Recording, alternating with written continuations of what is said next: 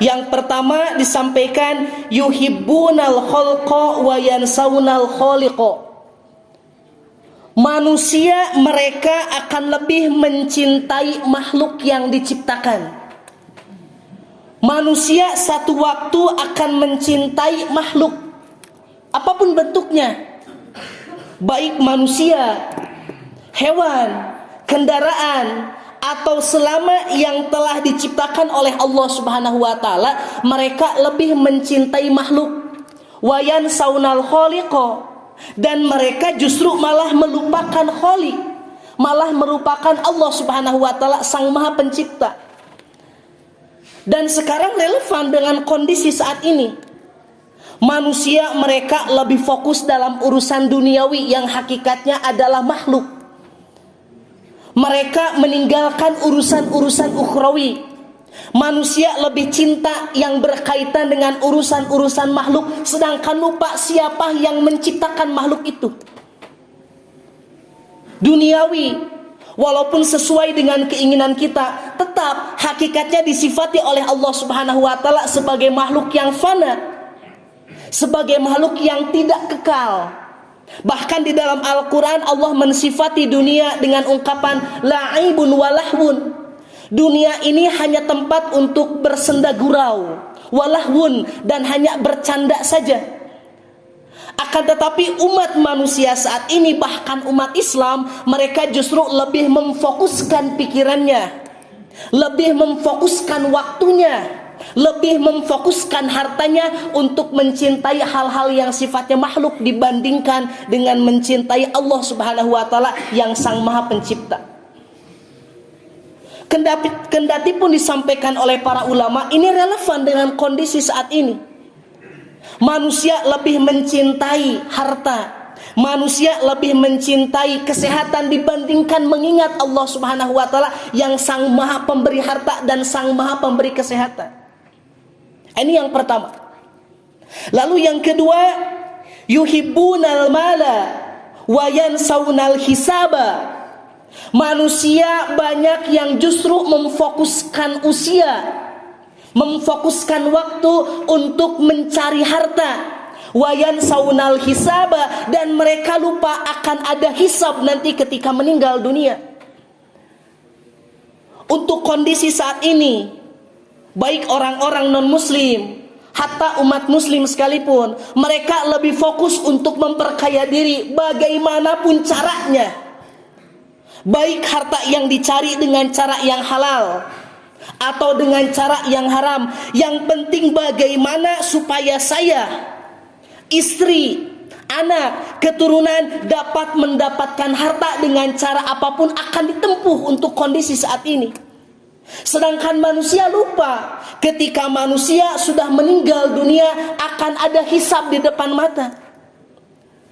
Manusia lebih cinta urusan-urusan yang berkaitan dengan harta, urusan-urusan yang berkaitan dengan mal, tetapi manusia lupa terhadap urusan-urusan yang sifatnya bagaimana cara Anda untuk mendapatkan harta. Padahal sekecil apapun harta yang didapatkan oleh kita, ini tidak akan pernah lepas dari hisab Allah Subhanahu wa taala. Hatta kopiah sekalipun akan ditanya ke Allah Subhanahu wa taala, di mana menangkeun eta kopiah? Di mana Anda mendapatkan harta? Apa yang disampaikan oleh para ulama dulu ini relevan dengan kondisi saat ini. Lebih baik mendapatkan harta dan melupakan urusan-urusan yang sifatnya halal dan haram. Inilah yang terjadi saat ini. Pencurian, korupsi, gasab, dan yang lain sebagainya. Ini terjadi saat ini. Bahkan sudah dianggap hal yang biasa. Kalau ada pejabat, misalkan umpamanya kondisi saat ini, kalau tidak korupsi seolah-olah tidak sempurna jadi pejabatnya. Orang-orang dalam urusan berbisnis, kalau tidak menipu seolah-olah tidak sempurna dalam berbisnisnya. Ini relevan dengan kondisi saat ini. Yuhibbunal mala, manusia lebih mencintai harta, wa yansawnal hisaba, dan lupa bahwa nanti harta yang didapatkan akan dihitung oleh Allah Subhanahu wa taala. Harta yang didapatkan akan dihisab oleh Allah Subhanahu wa taala. Sekecil dan sebesar apapun tidak akan pernah luput dari perhitungan Allah Subhanahu wa taala. Lalu kemudian yang ketiga, yuhibbuna dzunuba wa yansawna taubata. Manusia lebih condong dan lebih suka dalam urusan-urusan yang sifatnya dosa, urusan-urusan yang sifatnya maksiat, urusan-urusan yang sifatnya dapat menjauhkan diri dari Allah Subhanahu wa taala. Sedangkan mereka lupa terhadap urusan-urusan yang sifatnya taubat. Dan ini terjadi saat ini. Dosa apapun seolah-olah dianggap hal yang biasa. Dalam pergaulan, dalam obrolan, dalam tindak tanduk apapun, seolah-olah kalau tidak menghadirkan dosa pada waktu itu sempurna pergaulannya. Inilah yang terjadi saat ini. Pencurian dianggap hal yang biasa, penipuan dianggap hal yang biasa, membicarakan kejelekan merupakan hal yang biasa. Ini relevan dengan kondisi saat ini. Padahal di samping dosa yang dilakukan oleh manusia sekecil apapun ketika terus dilaksanakan, inilah yang dapat menyebabkan manusia mendapatkan siksa di neraka. Dan lupa untuk bertaubat. Ketika manusia sudah cinta dengan urusan-urusan yang sifatnya maksiat, mereka lupa dengan urusan-urusan yang sifatnya taubat. Padahal Allah Subhanahu wa taala menegaskan di dalam surat At-Tahrim, ya ayyuhalladzina amanu tubu ilallahi taubatan nasuha. Wahai orang-orang yang beriman, silahkan kalian taubat kepada Allah Subhanahu wa taala taubatan nasuha. Khitab yang disampaikan oleh Allah Subhanahu wa taala kepada orang-orang yang beriman. Ya ayyuhalladzina amanu, wahai orang-orang yang beriman, tubu, silahkan kalian taubat kepada Allah Subhanahu wa taala. Ketika Allah menggunakan khitab orang-orang yang beriman, berarti sebesar apapun dosa yang dilakukan oleh kita, hatta pembunuhan sekalipun, maka akan membuka peluang untuk diterima taubat oleh Allah Subhanahu wa taala. Maka maupun mukhalafahnya memberikan penjelasan, orang-orang non-muslim sekecil apapun dosa yang mereka laksanakan, mereka tidak akan pernah diterima taubatnya oleh Allah Subhanahu wa taala, disebabkan ada pemisah yang sangat besar antara dia dengan Allah Subhanahu wa taala. Apa? Kafirun. Kalimat kafaro. Nah, maka ikhwatu iman yang dimuliakan oleh Allah Subhanahu wa taala, inilah yang ketiga. Yuhibbuna dzunuba. Manusia lebih mencintai dosa. Wa yansawna taubata, dan lupa bahwa dosa itu harus dihapuskan sebelum meninggal dunia. Barakallahu li wa lakum.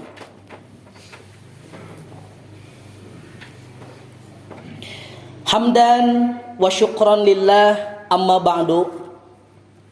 Lalu yang keempat, ikhwatu iman yang dimuliakan oleh Allah Subhanahu wa taala, yang lebih dicintai oleh kita sebagai manusia dan lebih ditinggalkan dan dilupakan, di antaranya ialah yuhibbunal qusura wa yansawnal kuburo. Manusia lebih mencintai istana, manusia lebih mencintai rumah, manusia lebih mencintai kekayaan, wa yansawnal kuburo, dan manusia meninggalkan atau melupakan tempat tinggal yang abadi, yaitu al-kuburo, akhirat. Ikhwatu iman yang dimuliakan oleh Allah Subhanahu wa taala, kejadian-kejadian yang terjadi saat ini seharusnya menjadi bahan evaluasi, bahan renungan, bahan muhasabah yang harus dilakukan, bahkan diperhatikan oleh kita. Dengan adanya media sosial, setiap waktu, setiap hari, bahkan kita selalu mendengar informasi inna lillahi wa inna ilaihi raji'un. Ini terjadi dimanapun. Setiap kali membuka Facebook, langsung ada informasi inna lillahi wa inna ilaihi raji'un. Membuka WA, ada informasi inna lillahi wa inna ilaihi raji'un. Ini terjadi saat ini. Yang kadang-kadang kita hanya mengucapkan inna lillahi wa inna ilaihi raji'un, yang kita pikirkan hanya orang lain saja yang meninggal dunia, sedangkan kita lupa memperhatikan diri kita sendiri. Bisa jadi tadi yang meninggal dunia orang lain, bisa jadi kemarin yang meninggal dunia orang lain. Tidak menutup kemungkinan beres Jumatan geletuk ada yang meninggal dunia di antara kita. Dan ini yang kadang-kadang dilupakan oleh kita. Kita selalu memperhatikan kondisi orang lain sehat, orang lain sakit, orang lain meninggal dunia, dan kita lupa terhadap diri kita sendiri. Ketika kita lebih memperhatikan kondisi orang lain dibandingkan dengan kondisi kita saat ini, maka secara tidak langsung yuhibbunal kusuro, kita lebih mencintai diri kita sendiri dibandingkan mencintai nanti tempat tinggal yang abadi akhirat. Padahal Nabi SAW telah menetapkan di dalam hadisnya, sebagaimana yang disampaikan oleh Imam Ibnu Majah, kehidupan yang kita rasakan sekarang, baik dengan kekayaan yang dimiliki, dengan kesehatan yang dirasakan, ini sebagai bentuk nikmat yang Allah Subhanahu wa taala titipkan kepada kita. Dan kadang-kadang manusia terlalu mencintai istananya, mencintai kedudukannya, mencintai kesehatannya, tanpa memperhatikan pemutus kenikmatan. Sehingga Nabi SAW menyampaikan, "Aktsiru dzikra hadimil ladzat", yakni al-maut. Lebih perbanyaklah oleh kalian untuk mengingat hadimil ladzat, pemutus kenikmatan. Kemudian para sahabat bertanya, "Ya Nabi, apa yang dimaksud dengan pemutus kenikmatan?" Lalu kemudian Nabi menyampaikan, yakni al-maut, kematian. Kehidupan yang dirasakan oleh kita, baik dengan harta yang melimpah, dengan kekurangan harta, dengan sehat, dengan sakit yang dirasakan, ini kenikmatan yang Allah Subhanahu wa taala berikan. Kadang-kadang yang difikirkan oleh kita kenikmatan itu ketika banyak harta, ketika sehat, ketika kemana-mana mudah untuk didapatkan. Padahal justru bahasa para ulama, miskin pun ini kenikmatan, sakit pun ini kenikmatan, kurangnya harta pun ini kenikmatan. Kenikmatan dalam hal apa? Ketika kita sabar dengan apa yang dirasakan oleh kita, maka pada waktu itu Allah Subhanahu wa taala mengampuni dosa-dosa kita. Ini kan sebagai bentuk kenikmatan. Akan tetapi ternyata kenikmatan yang didapatkan oleh kita selama di dunia tetap nanti akan diputus oleh Allah Subhanahu wa taala dengan apa? Al-maut, dengan kematian. Nah, maka ikhwatu iman yang dimuliakan oleh Allah Subhanahu wa taala, ketika kita berpikir tentang kematian, maka Nabi menyampaikan kita termasuk orang-orang yang bijaksana. Kita termasuk orang-orang yang cerdas. Sehingga dulu ada sahabat Nabi SAW yang beliau bertanya kepada Nabi, An Ibni Umar. Hadis ini diterima dari sahabat Ibnu Umar. Qala, ia berkata, kuntu ma'an Nabi SAW. Satu waktu aku sedang bersama Nabi SAW. Faja'ahu rajulun. Tiba-tiba datang seorang laki-laki minal ansor, dari kalangan orang-orang Ansor. Fasallama ala Nabi SAW. Lalu laki-laki itu membaca salam kepada Nabi. Assalamualaikum ya Nabi. Lalu kemudian dia bertanya, ayyul mu'minina afdalu. Ya Nabi, kami ini termasuk orang-orang yang beriman.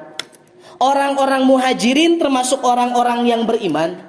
Orang-orang Ansor termasuk orang-orang yang beriman. Orang-orang yang ada di Mekah, di Madinah, di Yaman, dan dimanapun mereka berada, selama mereka menetapkan diri sebagai orang Islam, mereka adalah orang-orang yang beriman. Tetapi ayyul mu'minina afdalu, siapa orang mukmin yang paling utama? Siapa orang mukmin yang paling baik? Qala, kemudian Nabi SAW menyampaikan, ahsanuhum khuluqan. Orang mukmin itu banyak, tersebar di seluruh dunia. Akan tetapi belum tentu semua orang muslim itu utama. Belum tentu semua orang mukmin itu baik. Walaupun seluruh dunia banyak orang mukmin, tetap bahasa Nabi ada orang-orang mukmin yang paling baik dibandingkan dengan yang lainnya. Siapa? Ahsanuhum khuluqan, yaitu orang-orang mukmin yang terbaik akhlaknya, yang terbaik adabnya, yang terbaik tata keramanya. Kemudian orang Ansor tersebut bertanya lagi, fa ayyul mu'minina aqyasu. Lalu ketika orang-orang mukmin yang lain mereka mampu untuk mengaplikasikan adab, mampu mengaplikasikan akhlak, maka siapa orang mukmin yang termasuk kategori yang kedua, yaitu orang mukmin yang aqyas, orang mukmin yang bijaksana, orang mukmin yang cerdas. Kemudian Nabi SAW menyampaikan, aktsaruhum lil mauti dzikron. Ketika ada orang-orang mukmin yang mereka bagus akhlaknya, kemudian mereka lebih memikirkan tentang urusan kematian dibandingkan dengan urusan-urusan duniawi, maka mereka termasuk orang-orang yang cerdas. Mereka termasuk orang-orang yang bijaksana. Wa ahsanukum lima ba'dahu isti'dadan. Termasuk bukan hanya mereka yang memikirkan tentang kematian yang cerdas itu, di samping mereka memikirkan tentang kematian, mereka pun mempersiapkan bagaimana ketika kondisi mereka meninggal dunia. Inilah orang-orang yang cerdas, bahasa Nabi Shallallahu Alaihi Wasallam. Walaupun Nabi menyampaikan haram untuk meminta kematian, haram untuk menanti-nanti kematian, tapi Nabi Shallallahu Alaihi Wasallam memperbolehkan bagi kita untuk memilih apakah akan meninggal dalam kondisi husnul khotimah atau meninggal dalam kondisi su'ul khotimah. Dan ini pun ternyata dipinta langsung oleh Nabi Yusuf alaihissalam sebagai Nabi Allah Subhanahu Wa Taala. Nabi Yusuf menyampaikan dengan ungkapan bahwa, ya Allah, matikanlah aku dalam kondisi sebagai orang-orang muslim, dalam kondisi sebagai orang-orang yang beriman, dalam kondisi sebagai orang-orang yang soleh.